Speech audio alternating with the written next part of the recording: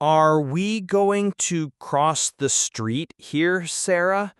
This intersection looks very busy this afternoon. Yes, our favorite coffee shop is just on the other side. We just need to wait for the pedestrian signal to turn green. It should not take too long. I am not so sure. Look at the main traffic light for the cars. It is not changing color. It is just flashing yellow. Oh, you are right. That is strange. I did not notice that. It is just blinking yellow, on and off. That must mean it is broken or there is some kind of malfunction. I think so. And look, our pedestrian signal is completely off. The little green and red men are not lit up at all. This could be a problem. This is definitely a problem. A broken traffic light at a major crossroads like this is a recipe for chaos, especially on a Friday afternoon when everyone is trying to get home from work. Look at the cars. The drivers all look very confused. Some are stopping, some are going very slowly. Nobody seems to know what to do. A flashing yellow light usually means proceed with caution. It means the light is not controlling the traffic, so the drivers have to use the normal traffic rules. But many people forget what those are. It turns the intersection into a big test of everyone's driving knowledge and patience. And from what I can see, a lot of people are failing the test. It is a little bit scary to watch. It feels like an accident is waiting to happen. We should be very careful when we try to cross the street here. Definitely. Look at that blue car. The driver is being very aggressive. He is not waiting at all. He is just forcing his way through the intersection. I saw that. That is so dangerous. And now the driver of the white van is getting angry and honking his horn. This is not going to end well. On the other hand, you have that little red car. The driver looks very nervous. She is not moving at all, even when there is a space for her to go. I can understand her feeling. It is very intimidating. She is probably afraid that if she goes, another car will come from the side and hit her. Oh, watch out. That was close. I saw that. The blue car almost hit a cyclist. The cyclist is shouting at the driver now. This is complete chaos. This is why we need traffic lights. They bring order to the streets. They certainly do. I wonder what happened to the traffic light. Do you think there was a power outage in this part of the city? That is possible. But look, the lights in the shops and the street lights are all working. So it is probably not a general power cut. That is true. So it must be a problem with the traffic light system itself. Maybe a technical malfunction. These systems are so complex. They are all connected and controlled by a central computer. I can imagine. Maybe a car crashed into the control box or one of the poles. I have seen that happen before. A small accident can cause a huge problem for the traffic network. Whatever the cause, I hope someone has reported it. The city needs to send a repair crew here as soon as possible, before there is a serious accident. It is not just the risk of an accident. Look down the street behind us. The traffic is already backing up. There is a huge traffic jam forming. You are right.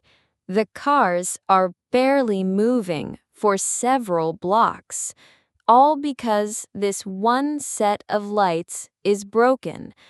It is amazing how one small failure can have such a big effect. It is like a domino effect. This traffic jam will probably affect the side streets as well, as drivers try to find a different route. The whole neighborhood will be congested. And think about the trams and buses.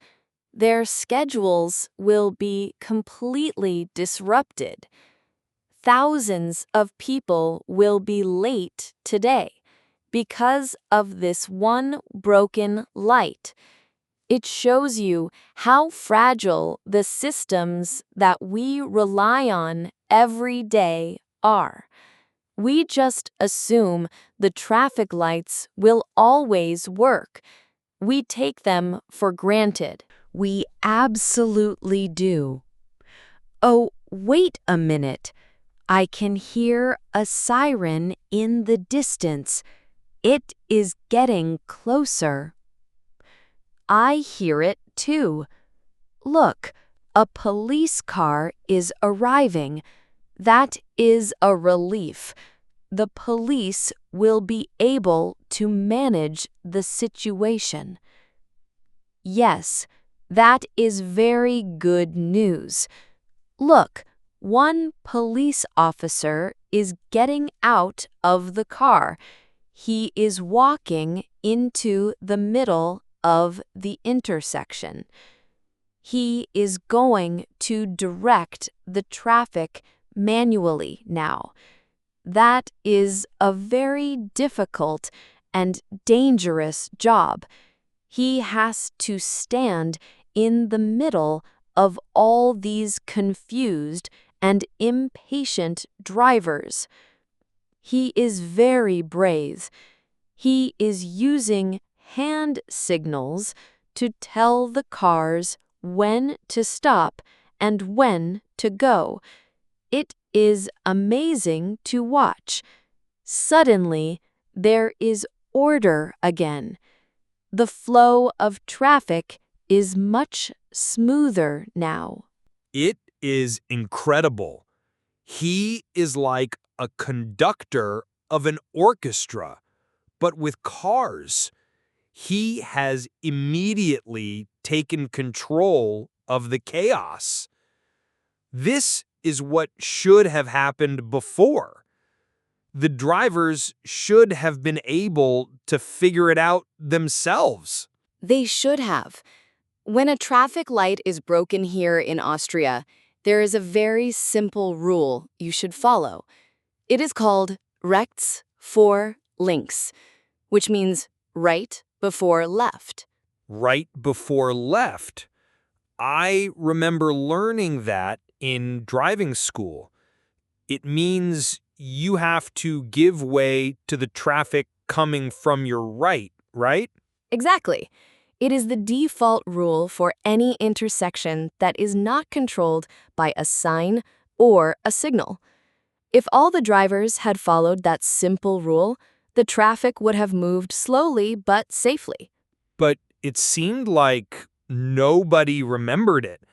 Everyone was just trying to go at the same time. It shows that people rely on the technology of the traffic light so much that they forget the basic rules of the road. That is a very good point. We let the technology do the thinking for us. Have you ever been in a situation like this as a driver? Yes, a few times. It is very stressful. You have to be incredibly careful. You have to try to make eye contact with the other drivers to make sure they see you and they are going to wait. That is the key, isn't it? Communication with the other drivers. A little wave of the hand to say, "You go first," can make all the difference. It really can. I remember one time a traffic light was broken at night, and it was raining. That was truly scary. It was so difficult to see the other cars. I was very happy when I was safely through that intersection. I can imagine. Driving in a situation like that requires 100% of your concentration. It is much more relaxing to be a pedestrian right now. I agree. I am very happy that we are standing here safely on the sidewalk.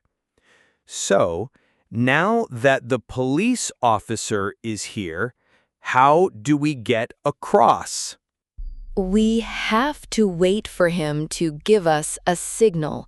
He is currently letting the cars on the main road go through.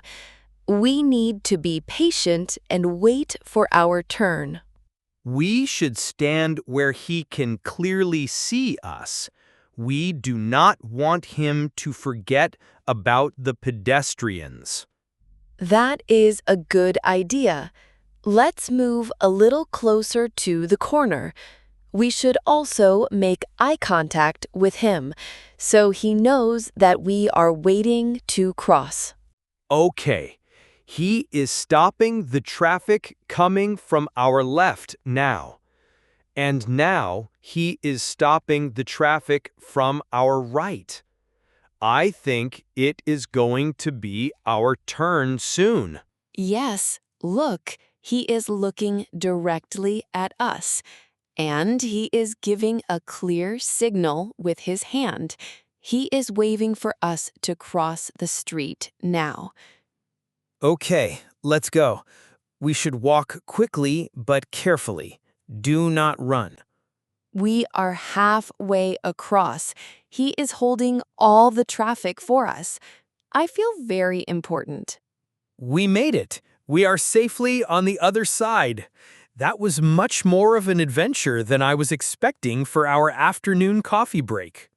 It certainly was, but it was also very interesting to watch.